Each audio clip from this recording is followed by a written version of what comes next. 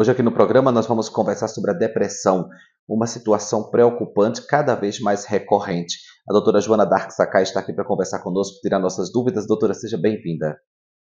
Obrigada, é um prazer estar aqui. Doutora, nós vamos conversar hoje sobre depressão. Vamos falar sobre a depressão de modo simples, que a pessoa consiga entender e até se ver nesse quadro, porque muita gente tem depressão e não tem consciência disso, correto? Correto. A depressão é um quadro agravado de um transtorno de ansiedade já intenso. Doutora, o que uma pessoa com depressão sente? Como isso reflete no dia a dia dela? A depressão tem quase os mesmos sintomas do quadro de ansiedade: a palpitação, a insegurança, a dependência, as mãos trêmulas, a sudorese, uma série de situações que requer dela um acompanhamento para o físico e para o mental. Então, veja, como é o dia a dia dela? É um dia que ela não consegue estar no movimento social harmônico, porque tudo que ela precisa, tudo que o corpo dela e a mente estão pedindo é o isolamento, é ficar quietinho, é ficar numa condição de penumbra. Né? E quando se exige estar num movimento social intenso, de alegria, de animação, de barulho, a depressão não dá conta disso. Por quê? Porque lhe falta serotonina, que é um neurotransmissor que a faz ficar viva, acordada, entre as pessoas. Acordada que eu falo ativa. Né? Então, essa pessoa não dá conta disso, porque, de fato, ela está doente. E, pelo termo, ela precisa ser tratada. Doutora, você falou de questões orgânicas. Então, a depressão, ela não é somente uma doença mental, também pode ser considerada uma doença física? Ela é uma descompensação bioquímica. Né? Então, o corpo mostra aquilo que a mente não está dando conta de seguir. Nessa descompensação bioquímica, a falta de neurotransmissores no cérebro para que ela haja no cotidiano de uma maneira adaptada.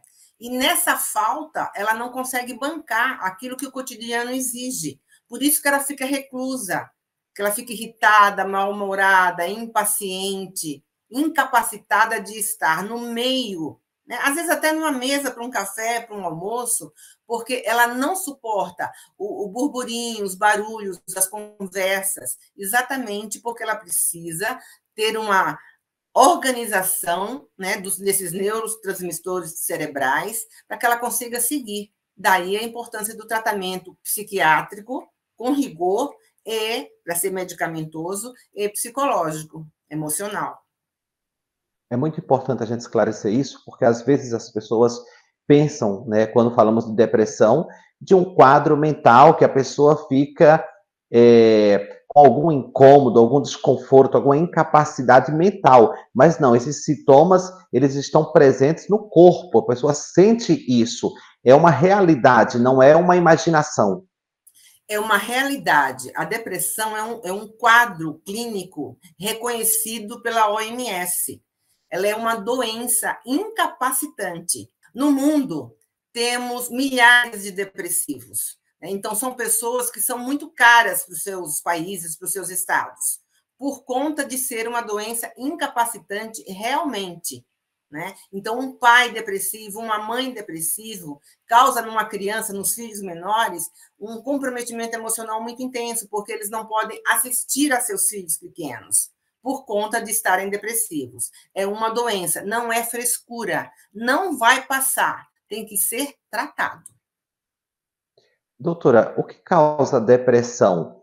É, é o ambiente, são traumas, ou também pode ser uma questão hereditária, por exemplo, uma questão A genética? depressão quase sempre tem uma origem genética, né? Na família já podem ter tido outras pessoas com este mesmo quadro, né? Tem uma origem genética, o meio ambiente, né? As realizações e ou as frustrações daquela pessoa, tudo isso junto, né, leva a essa pessoa a estar num movimento interno tão desadaptado que a faz se tornar inapta para a ação. para a realização de suas necessidades no cotidiano. Né? Então, assim, precisa trabalhar tudo isso emocionalmente para entender quais são os gatilhos que faz o quadro surgir, que faz o quadro acontecer correntemente, inclusive pelas crises de pânico, para poder fazer essa recaptação de novo dos neurotransmissores que estão faltando no cérebro, e com a psicoterapia para entender as causas dessa condição no meio dessa pessoa, no meio familiar quase sempre, e aí então com o tratamento tudo fica mais ameno, o que não quer dizer que em algum outro momento haja um desequilíbrio. Daí a importância do tratamento medicamentoso e psicológico.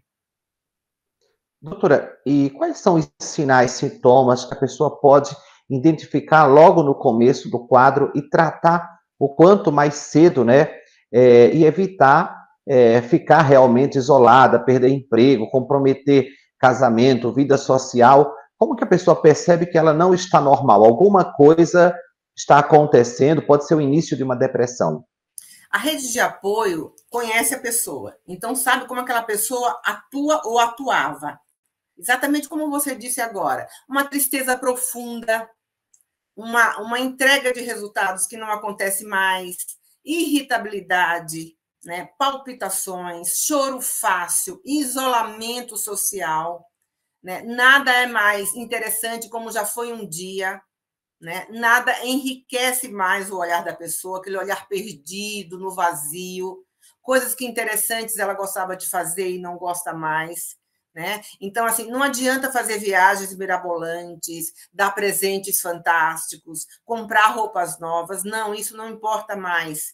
Por quê? Porque esta pessoa não consegue mais encontrar graça naquilo que um dia já teve, por conta dessa descompensação bioquímica e por conta do seu emocional estar tão descompensado. Então, não adianta dizer, tenha coragem, em frente, você tem de tudo. Como assim? Você está jogando para cima, você é sortudo. Isso tudo não ajuda. Ao contrário, faz a pessoa se sentir desmerecida de tudo, todo esse aparato que ela possa ter. Né? Então, daí a importância de fazer o acompanhamento medicamentoso com o médico psiquiatra e o acompanhamento psicológico com o seu A doutora já psicoterapeuta. adiantou como funciona o tratamento, mas para a gente concluir, doutora, como funciona o diagnóstico? É fechado esse diagnóstico através do psicólogo, do psiquiatra e, posteriormente, obviamente, o tratamento tanto clínico quanto psicológico? Na verdade, é em função de uma equipe multidisciplinar, ou seja, a psicologia e a medicina juntos, o médico e o psicólogo. Através de entrevistas clínicas, que nós chamamos de anamnese, né, que é um questionário profundo a respeito da vida do paciente, os sinais e os sintomas que estarão sendo relatados fazem com que o olhar para um diagnóstico de quadro depressivo seja feito por conta de quem era aquela pessoa e como nesse momento ela se encontra. E precisa ser tratado, Salatiel. Precisa ser tratado, porque não adianta ficar exigindo que ela volte para uma vida ativa de socializações que ela não tem como responder, inclusive com riscos de chegar a atentar sobre a própria vida. Doutora Joana Dark Sakai, muito obrigado pelas informações. Volte outras vezes para tirar nossas dúvidas. Será sempre um prazer. Obrigada a você também. Muito obrigado você também pela companhia. Eu te espero para o nosso próximo bate-papo aqui no Doutor TV.